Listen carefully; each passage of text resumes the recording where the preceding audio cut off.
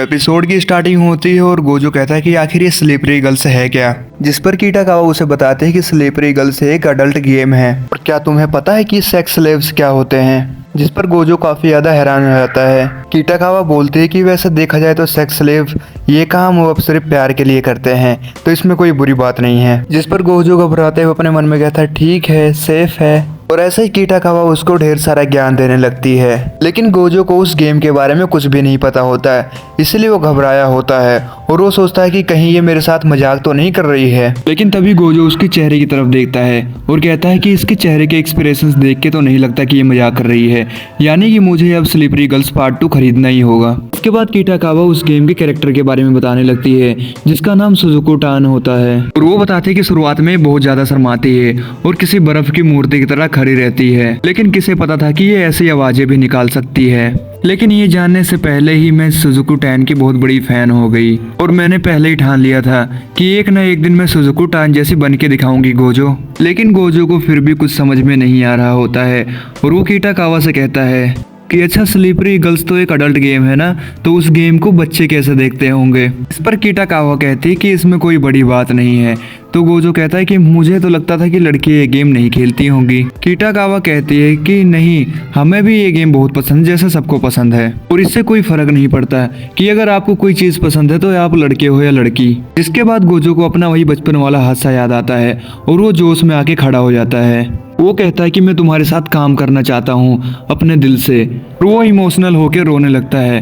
तभी कीटाकावा कहती है कि गोजो, आखिर तुम रो क्यों रहे हो। लेकिन गोजो कहता है शायद मुझे जो काम करना है उसे अच्छी तरीके से देख लेना चाहिए। तभी कीटाकावा कहती है कि 1 मिनट रुको, और वो अपने बैग के अंदर से एक बुक लेकर आती है और कहती है कि ये है कॉस्प्ले आउटफिट सीखने का तरीका। जिस पे गोजो उस किताब को देखता है और उसके अंदर कॉस्प्ले कॉस्ट्यूम बनाने का तरीका अच्छे से लिखा हुआ था और वो अपने मन में सोचता है कि आखिर जब इसमें इतने साफ साफ तरीके से लिखा हुआ है तो ये अभी तक कॉस्ट्यूम क्यों नहीं बना पाई। इसके बाद गोजो कहता है कि हमें कॉस्ट्यूम बनाने के लिए उसकी एसेसरी खरीदनी होगी, लेकिन उससे पहले नाप लेना जरूरी है। जिस पर कीटाकावा कहते हैं नाप अभी यहीं पर ले लो। जिस पर गोजो कहता है नहीं, पहले ही बहुत देर हो चुकी है और अब तो वीकेंड शुरू हो रहा है, तो नाप मैं मंडे को लूंगा। इसके बाद कीटाकावा गोजो के पास आती है और उसको शुक्रिया बोलती है, कहती है कि चलो अब हम मंडे को मिलेंगे। अगले सीन में हम देखते हैं गोजो अपने घर पे होता है। तभी उसके दादाजी आते हैं और कहते हैं कि तुम अभी से सोने लगे, वैसे कल मैं सिलाई की मशीन खरीदने जा रहा हूँ तो तुम दुकान मत खोलना। जिस पर गोजो हाँ कहता है। जिसके बाद गोजो कीटाकावा के बारे में ही सोच रहा होता है और वो कहता है कि चाहे कुछ भी हो मुझे उसकी मदद करनी ही पड़ेगी। इसके बाद हमें अगले दिन का सीन दिखाया जाता है और गोजो के डोर को कोई नॉक कर रहा था, तो गोजो जल्दी से गेट खोलने के लिए जाता है। गोजो ये देखकर हैरान हो जाता है कि वहाँ पर कीटाकावा आई हुई थी और वो कहता है कि आखिर तुम यहाँ पे क्या करने के लिए आई हो, तुम्हें मेरे घर का एड्रेस कैसे मिला।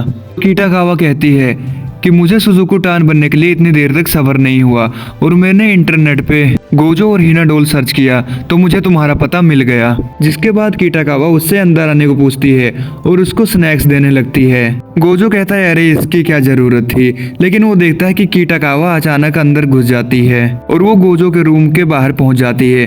कहती है कि गोजो क्या यही तुम्हारा रूम है। इसके बाद वो रूम का गेट खोलती है और उसके रूम में चली जाती है।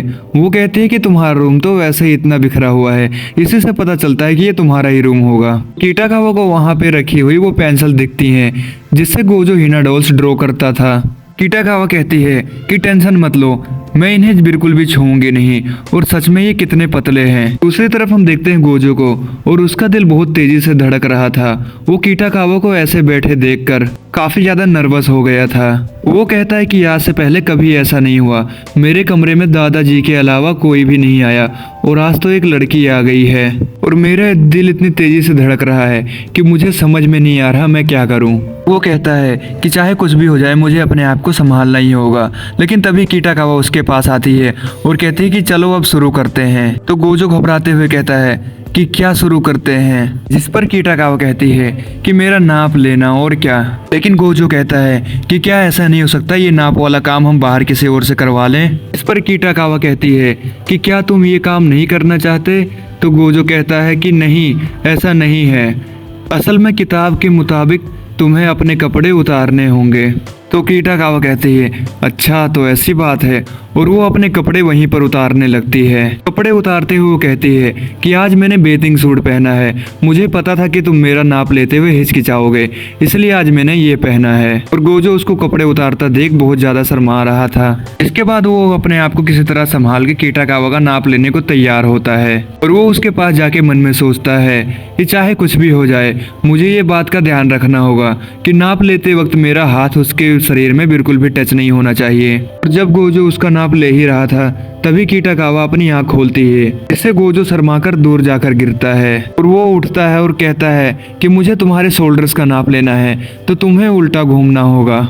और गोजो मन में सोचता है कि शायद पीछे से नाप लेने में आसानी होगी, लेकिन तभी उसकी नज़र इस जगह पर जाती है और वो कहता है कि अरे नहीं, ये तो और ज़्यादा परेशान करने वाला हिस्सा है। इसके बाद गोजो कीटाकावा से पूछता है कि आखिर तुम ये बेदिंग सूट पहनी हुई हो और क्या तुम्हें मेरे सामने कुछ अजीब नहीं लग रहा। इस पर कीटाकावा कहती है कि अगर मुझे सुजुकी टान जैसा लगना है तो इतना तो करना ही पड़ेगा। गोजो कहता है कि ठीक कहा इसने, वो ड्रेस इसके लिए बहुत ज़्यादा अहमियत रखती है, किसी तरीके के बुरे ख्याल मन में लाना ये बहुत गलत बात है। इसके बाद वो फिर से जोश में आ जाता है। वो कहता है कि ये मुझ पर बहुत विश्वास कर रही है और मुझे अपने पूरे लगन से इसके साथ काम करना होगा। जिसके बाद वो उसका नाप लेने लगता है और अपने मन में सोचता है कि मुझे इसका नाप सही से लेना होगा और मुझे काफ़ी ध्यान लगा के काम करना होगा। नाप लेने के बाद तभी कीटाकावा कहती है कि तुम तो मेरे पैरों का नाप लेना भूल ही गए, लेकिन गोजो कहता है कि असल में मुझे जूते बनाना नहीं आते हैं। तो कीटाकावा कहती है कि मुझे सही साइज के जूते मिलते ही नहीं हैं। जिस पर गोजो कहता है कि शायद उनकी चौड़ाई नहीं सही होती होगी, रुको तुम, मैं जरा चेयर लेकर आता हूँ। लेकिन कीटाकावा कहती है कि चेयर की क्या जरूरत है, और वो वहाँ पे रखे गोजो के बिस्तर के ऊपर जाके बैठ जाती है और कहती है कि ये जगह ठीक है। गोजो उसको देखकर शर्मा जाता है और कहता है कि वो जगह बिल्कुल भी ठीक नहीं है, वो बिस्तर काफी गंदे हैं, प्लीज वहां से उतर जाओ। लेकिन कीटाकावा कहती है कि मुझे तो कोई परेशानी नहीं है और तुम अब बस नाप ले लो। तो गोजो कहता है कि 1 मिनट रुको, मैं अभी नाप लेता हूँ। तभी कीटाकावा उसके ऊपर अपना पैर रख देती है और कहती है कि चलो अब तुरंत नाप ले लो। जिसके बाद गोजो किसी तरह अपने आप को संभालते हुए नाप ले लेता है। कीटाकावा कहती है कि उम्मीद करती हूँ यह नाप सही होगा। इसके बाद वो कहती है कि अब हमें काम आगे बढ़ाना चाहिए और तुम्हें अब मेरे बस्ट का नाप लेना पड़ेगा। गोजो शर्माते हुए बोलता है कि ये नाप तुम खुद ही ले लो। कीटाकावा कहते हैं कि नहीं, ऐसा मैं नहीं कर सकती, क्योंकि नाप लेने के लिए मुझे झुकना होगा और जब मैं झुक के नाप लेती हूँ तो साइज सही नहीं आता है। जिसके बाद गोजो शर्माते हुए किसी तरीके से उसका नाप लेने लगता है और कहता है कि मुझे इसके बारे में कुछ भी गलत नहीं सोचना चाहिए। लेकिन तभी उसका हाथ उसके बस्ट पे टच होता है। जिसके बाद किसी तरह से वो अपने आप को संभाल के नाप ले लेता है। लेकिन तभी कीटाकावा कहती है कि जब हम नाप ले ही रहे हैं तो तुम क्यों ना मेरे इंसीम और बस्ट का नाप ले लो। जिस पर गोजो शर्माते हुए कहता है नहीं, ये मैं नहीं कर सकता।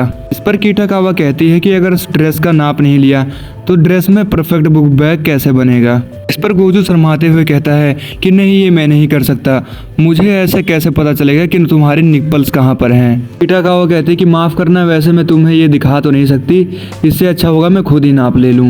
नाप लेने के बाद कीटाकावा गोजो को बताती है कि साइज़ है 20 सेंटीमीटर, और ये सुन के गोजो के होश से उड़ जाते हैं।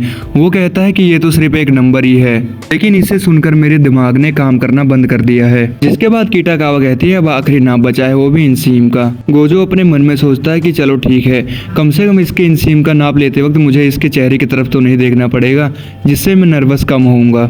इसके बाद गोजो नाप लेने लगता है, लेकिन वो देखता है कि कीटाकावा का चेहरा शर्म से लाल हो गया था। तभी गोजो कहता है कि क्या हुआ, ज़्यादा गर्मी तो नहीं, और वो एसी ऑन करने के लिए चला जाता है। इसके बाद इनका सारा काम खत्म हो जाता है और कीटाकावा अपने कपड़े पहनने लगती है।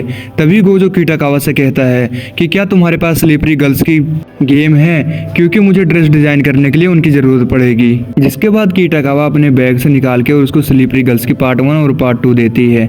तो गोजो कहता है कि नहीं, मुझे तो सिर्फ एक ही चाहिए। जिस पर कीटाकावा कहती है अगर तुम पार्ट 1 देख लोगे तो तुम्हें पार्ट 2 समझने में आसानी होगी। तभी गोजो की नज़र कीटाकावा के कपड़ों पे जाती है और वो शर्मा जाता है, कहता है कि माफ़ करना, मेरी वजह से तुम कपड़े भी नहीं पहन पाई। इस पर कीटाकावा कहती है कि कोई बात नहीं, तुम ठीक तो हो ना, कहीं तुम्हारे पेट में दर्द तो नहीं है। जिसके बाद हम अगला सीन देखते हैं रात का, और गोजो के दादाजी घर पे आ गए थे। तभी वो गोजो को देखकर शौक हो जाते हैं कि वो अडल्ट गेम खेल रहा है। तभी गोजो अपने दादाजी को देखता है और वो कहता है, अरे दादाजी आप आ गए। तो वो कहते हैं कि हाँ मैं मशीन लेकर आ गया हूँ। जिसके बाद दादाजी गेट बंद करते हुए बोलते हैं कि ये इतनी उम्र में भी इतने मन लगा के काम कर रहा है और साथ ही साथ कुछ देख भी रहा है। जिसके बाद ये एपिसोड यहीं पर ख़त्म हो जाता है।